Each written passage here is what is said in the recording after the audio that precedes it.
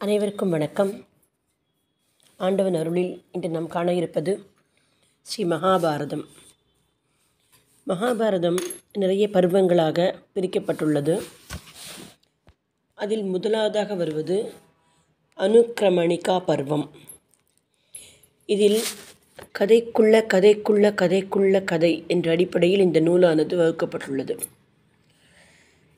இதை இயற்றியவர் வியாசர், நாம் அனைவரும் அறிவோம். அதை எழுதியவர் கணபதி. அதை நமக்கு வெளி உலகுக்கு தெரியப்படுத்தியவர் வைசம்பாயனர். பிறகு நமக்கு இப்பொழுது நாம் படிக்க இருக்கும் இந்த கதைகளை சொல்லப்போகிறவர் சூத புராணிகர் அவர் சொல்லப்போகிறார். இது ஒரு அடிப்படை செய்தி. இந்த கட்டமைப்பு நமக்கு ஓரளவு தெரியும். இதில் இந்த கதைப்படி, அதாவது இது நம்ம அப்படி கேட்டிருக்கோம். ஆனால் நாம் இப்பொழுது என்ன பார்க்க போகிறோம் என்றால், மகாபாரதத்தில் உள்ளதை உள்ளபடி பார்க்க போகிறோம். எப்படி வியாசருக்கு ஒரு ஞான திருஷ்டி ஏற்பட்டு அவர் அனைத்தையும் பார்த்தாரோ, எப்படி வால்மீகிக்கு ஒரு ஞான திருஷ்டி ஏற்பட்டு அவர் அத்தனையும் பார்த்தாரோ, அதே போல் நாம் இந்த உயரிய நூலான ஸ்ரீ வியாசரின் ஸ்ரீ மகாபாரத பர்வங்கள் என்ற இந்த நூலில் நம்ம பார்க்க போகிறோம். இதை கும்பகோணம் காலேஜ் லேட் சமஸ்கிருத பண்டிதர் மகாவித்வான் சதாவதானி ஸ்ரீ உபயஸ்ரீ வே ஸ்ரீ தி ஸ்ரீனிவாசாச்சாரியார் அவர் தான் இதை மொழிபெயர்த்திருக்காரு. தமிழ் பண்டிதர் வி ராமானுஜாச்சாரியார் கம்பைல் பண்ணியிருக்கார், தொகுத்திருக்கார். கும்பகோணம் ஸ்ரீ மகாபாரதம் பிரஸ்லேட் ஸ்ரீ சிவராமகிருஷ்ணய்யரால் அச்சிட்டு உரிமை பதிவு செய்யப்பட்டுள்ளது. இந்த புக்கில் இருந்தால் நம்ம பார்க்க போகிறோம். இது உள்ளபடி அப்படியே நேரடி மொழிபெயர்ப்பு. அதனால் எந்த ஒரு செய்தியும் நமக்கு விடுபட வாய்ப்பில்லை. இப்பொழுது ஆதி பர்வத்திற்கு வரலாம். ஆதி பர்வம் முதலாவதான ஆதி பர்வத்தில் நிறைய சாப்டர்ஸ் இருக்குது, சப் சாப்டர்ஸ். அதில் ஃபஸ்ட்டு அத்தியாயமாக வர்றது அனுக்கிரமணிகா பர்வம். இதனுடைய விஷயம் என்னென்னா, அந்த சூத புராணிகர் நைமிசாரண்யம் அப்படிங்கிற ஒரு ஊரில் சௌனகாதி முனிவர்கள் கேட்டுக்கொள்ள ஸ்ரீமத் மகாபாரத கதையை சொல்கிறார். அவர் எடுத்த எடுப்பில் அப்படியே கதை சொல்ல துவங்கவில்லை. ஸ்ரீமன் நாராயணரை பிரார்த்தித்து, வேதவியாசரை பிரார்த்தித்து, சரஸ்வதியை பிரார்த்தித்து, கணேஸ்வரனை பிரார்த்தனை செய்து இந்த கதையை சொல்ல துவங்குகிறார். இப்போ நமக்கு இதுவரை என்ன புரிஞ்சது? நைமிசாரண்யம் ஒரு பிளேஸ்.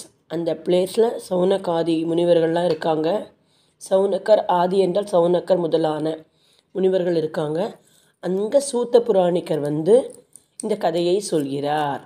இதுவரையும் புரிஞ்சது. இப்போ நம்ம கதைக்குள்ளே போகலாம், இந்த பருவத்துக்குள்ளே போகலாம். இதில் என்னென்னா, எல்லா நூல்களுமே வால்மீகி ராமாயணமாக இருக்கட்டும், இல்லை இப்பொழுது நாம் படிக்கப் போகிற இந்த அனுக்கிரமணிகா பருவமாக இருக்கட்டும், அந்த முதல் சாப்டரில் ஏதோ ஒரு வகையில் தாங்கள் செய்ய போகும் இந்த மொத்த கதையையும் கொடுத்து விடுகிறார்கள். அதில் நாரத வாக்கியம் என்று வால்மீகி ராமாயணத்தில் முதல் சாப்டரில் வரும், சங்கேப் ராமாயணம் என்ற பெயரில். அது அந்த நாரதர் முழுமையான அந்த ராமன் ஸ்ரீமன் நாராயணனாக வந்த ராமனின் அனைத்து குணங்களையும் மட்டுமல்லாமல் அந்த ராமாயண கதையையே கொடுத்து விடுவார். அதே போல் தான் இதிலும் இருக்கிறது. இதிலேயும் அதே போல் முழுமையான மகாபாரத கதைகள் விடுகின்றன. இந்த மகாபாரதத்திற்கு ஜெயம் என்ற மற்றொரு பெயரும் உண்டு. ஜெய என்று சொன்னாலே, இப்போ ஜெயகதையை சொல்லு என்று சொன்னால் மகாபாரத கதை அது.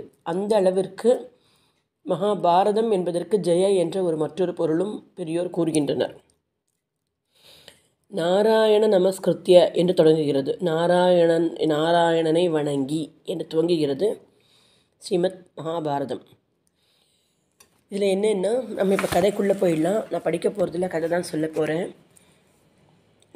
நாராயணன் இவர்களை நமஸ்கரிக்கிறேன் என்றும், நாராயணனை நமஸ்கரிக்கிறேன் என்றும், சரஸ்வதி தேவியை நமஸ்கரிக்கிறேன், வியாசர் கணபதியை நமஸ்கரித்து ஜெயத்தை ஒருவன் சொல்கிறான். இதில் ரோமஹர்ஷனர் அப்படிங்கிற ஒருத்தர், அவருடைய மகன் உக்ரஸ்ரவஸ் என்கிறவர். அவர் சூத்த புராணிகர். சூத்த புராணிகர்னால் சூத்தர் என்ற கதை சொல்பவர், அந்த வேதங்களை அறிந்து கதை சொல்பவர். அவர் அந்த சூத்த பௌராணிகர் அவர் நைமிசாரண்யம் அப்படிங்கிற ஒரு இடத்துக்கு அவர் வருகிறார். அந்த நைமிசாரண்யம் எப்பயுமே ஒரு நிகழ்வு நடக்கிற அந்த இடம் ரொம்ப முக்கியத்துவம் வாய்ந்தது. அந்த நைமிசாரண்யத்தில் தான் இந்த மகாபாரத கதை நமக்கு தெரிய வரப்போகிறது. அப்போ அந்த நைமிசாரண்யம் எத்தனை முக்கியத்துவம் வாய்ந்த இடமாக இருக்க வேண்டும். அந்த நைமிசாரண்யத்தில் அதற்கு 2 சொல்கிறாங்க. வராக புராணம் படி தேவர்கள் அசுரர்களுக்கு யுத்தம் நடந்தபோது ஒரு நிமிஷ நேரத்தில் தேவர்கள் அசுரர்களை வெற்றி கொண்டனர். அதனால் அதற்கு நைமிசாரண்யம் என்று பெயர். அது புனிதமான ஒரு இடமாக கருதப்படுகிறது. வாயு புராணத்தின்படி பிரம்மா தபஸ் செய்வதற்கு ஏற்ற இடம் எது என்று பார்க்கும்போது ஒரு சக்கரத்தை அவர் உண்டாக்கி அந்த சக்கரத்தை விடுகிறார். அந்த சக்கரத்தின் முனையான நேமி என்பது எங்கு தெரிக்கிறதோ அந்த இடம் தபஸ் செய்வதற்கு ஏற்ற இடம் என்று அனுமானிக்கப்படுகிறது. அவ்வாறு பிரம்மா விட்ட அந்த சக்கரத்தின் நுனி தெரித்த இடம், அந்த நேமி தெரித்த இடமே நைமிசாரண்யம். அத்தனை தபஸ் செய்வதற்கு ஏற்ற ஒரு இடம். அதில் சௌனகர் என்ற ஒரு மன்னர், அந்த சௌனகர் என்னும் ஒரு மன்னர் யாகம் செய்கிறார். அதற்கு பேர் சத்ர யாகம் என்று பெயர். அது 12 ஆண்டுகள் செய்வது. இதில் என்ன விசேஷம் என்றால், அந்த சௌனகரே ஒரு ரிஷி. அதாவது மன்னனாக இருந்தபோதும் ஒரு வேதம் படித்தவராக, ஒரு ரிஷியாக, தானே ஒரு வேத ரிக்வியாக அமர்ந்து செய்யும் யாகத்திற்கு பெயர் அந்த யாகம் சத்ரம் யாகம். எஜமானரே ஒரு ரித்விக்காக இருக்கும் யாகம். அந்த சௌனகரே ஒரு ரிஷி. ஸோ சௌனகர் முதலான அங்குள்ள மற்ற ரிஷிகள் எல்லாம் அந்த இடத்துல இருக்கிறார்கள். அப்பொழுது இந்த ரோமஹர்ஷரின் மகனான சூத்த பௌராணிகர் அங்கு வருகிறார். அவர் அங்கு வந்தபோது உரிய ஆசனம் அளிக்கப்பட்டு, உரிய உபச்சாரம் செய்யப்பட்டு, குச்சல பிரசனங்கள்லாம் வினவப்பட்டு அவர் கேட்குறாங்க அங்கே இருக்கிறவர்கள் எல்லாரும், எங்களுக்கு ஒரு நல்ல கதை சொல்லுங்கள் என்று கேட்கும்போது, நீங்கள் எங்கேருந்து வருகிறீர்கள் அப்படியெல்லாம் என்று கேட்கும்போது அப்போ அவர் சொல்கிறார், இந்த மாதிரி கிருஷ்ணத்வைபாயனராகிய ஸ்ரீ வியாச மகரிஷி ஜனமேஜயனுடைய சர்ப்ப யாகம் நடைபெற்றது. அந்த சர்ப்ப யாகத்தில் கிருஷ்ணத்வைபாயனரான வேதவியாசருடைய சீடரான வைசம்பாயனர் என்பவர் ஜனமேஜயனுக்கு மட்டுமல்ல, அங்கிருந்த அனைவருக்கும் மகாபாரத கதையை சொன்னார். அந்த கதையை நான் கேட்டேன் என்று சொல்கிறார். நீங்கள் எங்கேருந்து வரீங்கன்னு கேட்கும்போது நான் இங்கேருந்து வருகிறேன் என்று சொல்லும்போது, ஜனமேஜயன் ஒன்று ராஜா இருக்கிறான், அவன் ஒரு சர்ப்பயாகம் செய்கிறான். அந்த சர்ப்பயாகத்தின் போது வைசம்பாயனர் ஒரு கதை சொன்னார். அந்த கதையை நான் கேட்டேன், நான் அங்கிருந்து தான் வருகிறேன் என்று சொல்கிறார். அப்படின்னா நீங்கள் எங்களுக்கும் அந்த கதையை சொல்லுங்கள் என்று கேட்கும்போது, அறம்பொருள் பற்றிய கதை வேண்டுமா அல்லது ராஜவம்சத்திற்கான கதை வேண்டுமா என்று கேட்கிறார். அப்பொழுது அங்கிருந்து சௌனகாதியார் கேட்கின்றனர், எங்களுக்கு வியாசர் சொன்ன அந்த கதை தான் வேணும், நரநாராயணனுடைய கதை வேண்டும், நாராயணின் பெருமைகளை சொல்லும் கதை வேண்டும் என்று அவர்கள் கேட்க, சூத்த புராணிகர் நாராயணனையும் வேதவியாசரையும் நமஸ்கரித்து கதையை சொல்ல துவங்குகிறார்.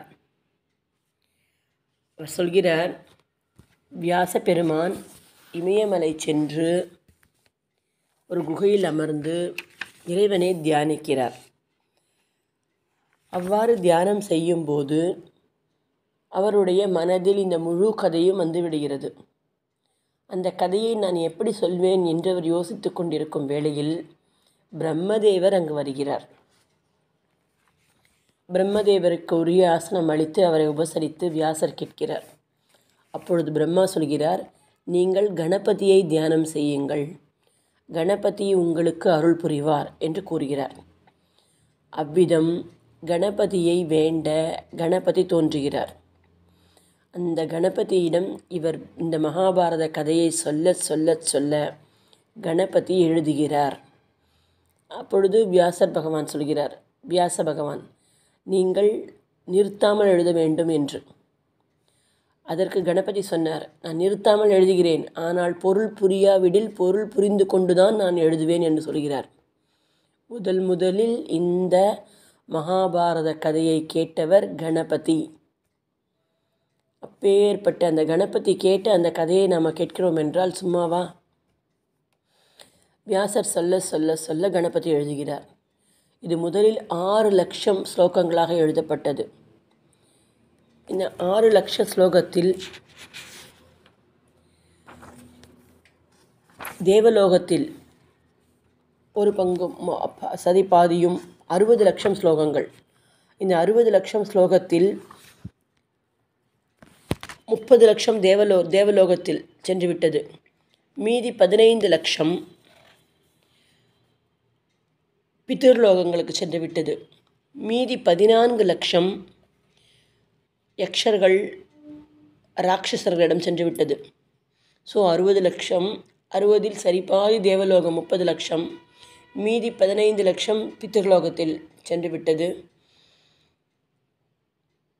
மீதமுள்ள 14 லட்சத்தில் 14 லட்சம் யக்ஷ கந்தர்வர்களின்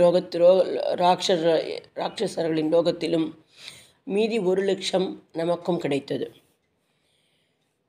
இதில் நாரதர் பாரதத்தை தேவர்களுக்கு சொன்னார் 30 லட்சம். அசித்தரும் அசித்தர் தேவலர் என்பவர்கள் இங்கு கந்தர்வர்களுக்கும் பித்திருக்களுக்கு சொன்னார்கள். பித்திருக்களுக்கு, கந்தர்வர்களுக்கும் ராட்சசர்களுக்கும் யக்ஷர்களுக்கும் சுகர் இந்த கதையை சொல்கிறார். வியாசருடைய சீடரான வைசம்பாயனர் இங்கு மனிதர்களுக்காக பூமியில் இந்த கதையை சொன்னார். இவ்வாறாக மகாபாரதம் எழுதி முடிக்கப்பட்டது. அவர் எழுத பொருள் புரிய வியாசர் தொடர்ந்து சொல்லிக்கொண்டே இருக்கிறார். பொருளை புரிந்து கொண்டு கணபதி எழுதுகிறார். இப்பொழுது இந்த முன்னுரையை சொல்லிவிட்டு கதையை சொல்ல துவங்குகிறார். இந்த முன்னுரையும் சௌனகாதி முனிவர்களுக்கு சூத்த புராணிகர் சொல்கிறார். இப்பொழுது கதையை சொல்ல தொடங்கிறார். இதை 3 மரமாக கம்பேர் பண்ணுறாங்க. துரியோதனன் ஒரு பெரிய விருட்சம், யுதிஷ்டர் ஒரு விருட்சம், இந்த மகாபாரதமே ஒரு விருட்சம். விருட்சம் என்றால் மரம். இந்த 3 மரத்தையும் எடுத்துக்கொண்டு இந்தந்த மரத்திற்கு அடிமரம் எது, வேர் எது, வேர் யார், கிளை யார், பூ யார், பிஞ்சு யார், பழம் யார், இது எப்பேற்பட்ட மரம், இதனுடைய தரும் பலன் என்ன என்று உருவகங்களின் மூலம் விளக்குகிறார் சூத்த புராணிகர் சௌனகாதியர்களுக்கு.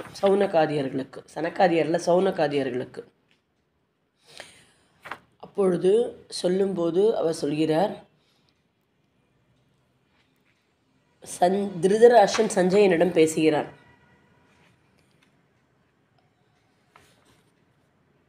அப்பொழுது அவன் முழுமையாக திருதராஷ்டிர மகாராஜா பட்டியலிடுகிறார். ஆதி முதல், தொடக்கம் முதல் பாண்டவர்களுக்கு எப்படி பூர்வ ஜென்ம பலனும் தெய்வ சகாயமும் மனுஷ சகாயமும் சக்தியும் தகுந்த நேரத்தில் கிடைத்தது என்பதை அவர் பட்டியலிட்டு சொல்கிறார். ஒரு சம்பவத்தையும் சொல்லி இது நடக்கும்போதே எனக்கு ஜெயம் கிடைக்கும் என்று தோன்றவில்லை, அவர்களுக்கு தான் ஜெயம் என்பதை உணர்ந்தேன் என்பது போன்று, எப்பொழுது இந்த செய்தியை கேட்டேனோ அப்போதே நான் ஜெயத்தை எதிர்பார்க்கவில்லை சஞ்சயா என்று முழு மகாபாரத கதையை மிக அருமையாக கூறுகிறார் திருதராஷ்டிர மகாராஜா. சம்பந்தப்பட்டவரே சொல்வது, இந்த சஞ்சயனிடம் சொல்வது. சஞ்சயன் தான் பகவத்கீதையை கண்ணார கண்டு திருதராஷ்டிரனுக்கு சொன்னவர், அதன் வழி நமக்கும் சொன்னவர். ஹே சஞ்சயா, எப்பொழுது திரௌபதியை அவன் கைப்பற்றி கொண்டானோ, வில்லை வளைத்து அர்ஜுனனை கைப்பற்றி கொண்டானோ அப்பொழுதே நான் ஜெயத்தை பார்க்கவில்லை என்பது முதல் இந்த தன்னுடைய வம்சம் முழுமையும் அழிந்து பாண்டவர்கள் மன்னராவது வரை அனைத்தையும் சொல்லி இவ்வளவு நடக்கும் வரை எனக்கு இது வெற்றி தோன்றும் என்று நினைக்கவில்லை என்று சொல்கிறார். அப்பொழுது சஞ்சயன் அவரை ஆற்றுப்படுத்துகிறார். திருதராஷ்டிரன் கூறுகிறார். இப்பொழுது ரொம்ப முக்கியமான ஒரு பதிவை அவர் பதிவு செய்கிறார். இவ்வளோ பெரிய யுத்தம் நடந்து முடிந்துள்ளது. இதில் மொத்தமே 10 பேர் தான் மீதி உள்ளோம். இவர்களுடைய, அதாவது பாண்டவர்களின் தரப்பில் பாண்டவர்கள் 5, கிருஷ்ணன், சாத்தியகி இவர்கள் 5 பேர் மட்டுமே மீதி உள்ளனர். மீதி அனைவரும் யுத்தத்தில் போயினர். கௌரவரின் பக்கத்தில் அஸ்வத்தாமர், கிருபர், கிருத்தவர்மா இவர்கள் 3 மட்டுமே எஞ்சியுள்ளனர். அவ்வளவு பெரிய சேனைகள் தாக்கிக் கொண்டதில் மொத்தம் 10 பேர் மீதி இருந்தனர் அந்த யுத்தத்தில். இவ்வாறு என்ன ஒரு பயங்கரமான ஒரு 18 அக்ஷௌணிகள் என்றால் அத்தனை சேனைப்படைகள், 18 அக்ஷௌ சேனைகளில் இருந்து மொத்தமே 10 பேர் தான் மீதி உள்ளனர். இவ்வாறு நடந்த பிறகு எனக்கு எந்த விதமான சந்தோஷமும் இல்லை, நான் உயிரை விட விரும்புகிறேன் என்று திருதராஷ்டிர மன்னன் புலம்பும் வேளையில் சஞ்சயன் கூறுகிறார். எப்பொழுதுமே நமக்கு ஆற்றுப்படுத்த ஒருவர், நல்ல புத்திசாலியான ஒருவர், மனநிலை பிழறாத ஒருவர், தன்னுடைய மனத்தையும் சித்தத்தையும் அடக்கிய ஒருவர் நம் பக்கத்தில் இருந்தால் நமக்கு அது என்றும் நல்லது. அது நம்மை எப்பொழுதும் நல்வழிப்படுத்தும். இதேபோல் மனம் தடுமாறிய அந்த திருதராஷ்டிர மகாராஜனுக்கு சஞ்சயனாகவர் சொல்கிறார், எல்லாரை விடவும் அந்த மன்னன் ஆறுதல் அளித்து பேசுகிறார். பெரிய பட்டியல், ராஜாங்கங்களின் பட்டியலிட்டு இவர்கள் அனைவரும் மரணமடைந்துள்ளனர். எனவே இது நீங்கள் இந்த மாதிரி துக்கிப்பதல் தகாது. நீர் ஞானமுள்ளவர், நீர் கல்வியில் சிறந்தவர். அந்த பேச்சுக்களெல்லாம் அவரை ஊக்கப்படுத்துவதாகவும் அவருக்கு இந்த பந்த பாசத்தில் மோகத்தில் கட்டுப்பட்ட மனதை விடுவிப்பதாகவும் இருக்கிறது. நீங்கள் சாஸ்திரத்தை அனுசரிக்கிறவர், உங்களுக்கு இதெல்லாம் ரொம்ப உங்களை அஃபெக்ட் பண்ண போகிறது கிடையாது. எப்படி இருந்தாலும் உங்களுடைய மகன்கள் சரியானவர்கள் அல்ல, அவர்கள் துராத்மாக்கள், பேராசை உள்ளவர்கள், பொறாமை உடையவர்கள், பொருளாசை உள்ளவர்கள், குதிப்படைந்தவர்கள், சமநிலை இல்லாதவர்கள். இப்படி தான் நடக்க வேண்டும் என்பது அவர்களின் விதி. எனவே நீங்கள் மனம் தளராதீர்கள், நீங்கள் கோபப்பட வேண்டாம். அப்பொழுது அவர் முக்கியமான ஒரு கருத்தை சொல்கிறார் சஞ்சயன். இந்த காலத்தின் சக்தியை சொல்கிறார். பிறப்புக்கும் இறப்புக்கும் காரணம் காலம், இன்பத்திற்கும் துன்பத்திற்கும் காரணம் காலம். காலனை ஒரு பிரஜையை சிருஷ்டிக்கிற காலமே அவனை சம்ஹரிக்கவும் செய்கிறது. காலனை கூட ஒழிப்பது காலம்தான். அனைவரும் தூங்கினாலும் காலம் தூங்காமல் இருக்கிறது. காலத்தை கடப்பதற்கு யாராலும் முடியாது. இறைவன் திருவடியில் மட்டுமே தேச கால பாத்திரம் இருக்காது. மீதி அனைவரும் காலத்திற்கு கட்டுப்பட்டவர்கள். எனவே எது நடந்ததோ நல்லதாகவே நடந்தது. நீங்கள் நாம் காலத்திற்கு உட்பட்டவர்களாக, அடிமைப்பட்டவர்களாக உள்ள காரணத்தினால் காலம் தரும் கோலத்தை நாம் ஏற்றுக்கொள்ளத்தான் வேண்டும். நீர் விவேகத்தை இழக்காதீரும் என்று சஞ்சயன் புத்திர சோகத்தால் வருந்திய திருதராஷ்டிர மகாராஜாவிற்கு தைரியத்தை கூறினான். இவர் வியாசர் பகவத்கீதையை பாரதத்தில் அளித்தார். பாரதம் இதுவரை இந்த கதையை சொன்னவர்கள் இப்பொழுது தொடர்ந்து நாம் பார்க்க போவது மகாபாரத கதையை படிப்பதனால் ஏற்படும் பலன் என்ன என்று. இது ஒரு புண்ணியம். இது வியாச பகவானால் அருளப்பெற்றது, கணபதியால் எழுதப்பெற்றது. கிருஷ்ணத்வைபாயனர் வேறு யாருமல்ல, விஷ்ணுவே. வியாசாய விஷ்ணு ரூபாய வியாசரூபாய விஷ்ணவே. இந்த பாரதத்தை படிப்பவர்களுக்கு கலி நாசமடையும். 4 வேதங்களை ஒரு தட்டிலும் மகாபாரதத்தை ஒரு தட்டிலும் வைத்தால் மகாபாரத தட்டு தாழ்ந்து இருந்தது. அந்த அளவிற்கு இது வசதியானதாக கருதப்பட்டது. வேதம் பயிலக்கூடாதவர்களுக்கான 5வது வேதமாக பாரதம் கூறப்படுகிறது. இதில் தேவர்களின் கதை, ராட்சசர்களின் கதை, யக்ஷர்களின் கதை, கந்தர்வர்களின் கதை, நரர்களின் கதை, சாக்ஷாத் நாராயணனின் கதை, வாசுதேவரின் கதை கூறப்படுகிறது. ஞான பலனும் கர்ம பலனும் தருபவர் ஸ்ரீமன் நாராயணரே. தேச கால பாத்திரத்திற்கு அப்பாற்பட்டவர் நாராயணர். பரபிரம்மமான அவருடைய அந்த கதையானது, அவருடைய அந்த அனுகிரகமானது இங்கு பரிபூர்ணமாக பேசப்படுகிறது. இதை பாராயணம் செய்பவர் பாவத்திலிருந்து விடுபடுவார். பாரதத்தை சொல்லவில்லை, இந்த அனுக்கிரமணிகா பர்வத்தை சொல்கின்றனர். இந்த சாப்டர், இந்த முதல் அத்தியாயத்தை படிப்பவர்கள் பாவங்களிலிருந்து விடுபடுவர். இதிலிருந்து ஏதேனும் ஒரு ஸ்லோகத்தையோ ஒரு பதத்தையோ படிக்க வேண்டும் என்று பெரியோர்கள் கூறுகின்றனர். எப்படி இந்த உடலில் உயிர் உள்ளது போல,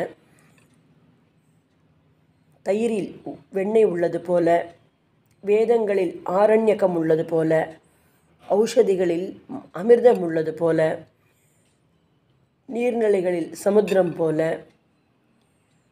இந்த மகாபாரதம் மிகச்சிறந்தது. 4 கால் கொண்ட மிருகங்களில் எப்படி பசுவானது வசதியாக சொல்லப்படுகிறதோ அதுபோலானது. இதை சார்ந்த சமயங்களில் பிராமணர்களுக்கு இதை படித்து கேட்பிக்கப்பட வேண்டும் என்றும் கூறுகின்றனர். இவ்வாறு செய்தால் அன்னபானங்கள் நமக்கு அழிவில்லாமல் இருக்கும். ஒரு மனிதனுக்கு மிக முக்கியமானது உணவு, உடை, இருப்பிடம். இது 3ம் உயர்ந்த நிலையில் உள்ளவர்களுக்கு உள்ளது போல் கிடைக்கும். என்னெல்லாம் பாவம் செய்திருந்தாலும், பஞ்சமாபாதங்கள் செய்திருந்தாலும் அதை போக்கும், மீண்டும் செய்ய விடாமல் தடுக்கும். அப்பேற்பட்ட ஸ்ரத்தையுடையது இந்த அனுக்கிரமணிகா பர்வம். இதில்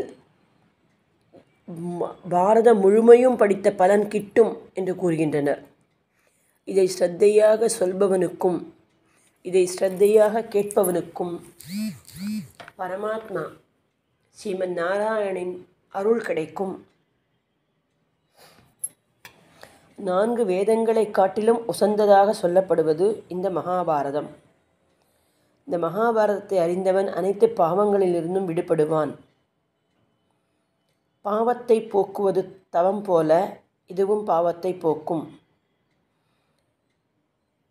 எனவே நல்ல எண்ணங்களால் செய்யப்படும் காரியங்கள் வசதியாக கருதப்படுவது போல் இந்த மகாபாரதத்தில் ஆதி பருவத்தில் உள்ள அனுக்கிரமணிகா பருவமும் மிகவும் வசத்தியானது என்று இந்த முதல் பருவம் அத்தியாயமானது முடிகிறது. அனுக்கிரமணிகா பருவம் நிறைவு பெற்றது. ஆண்டவன் அருள்.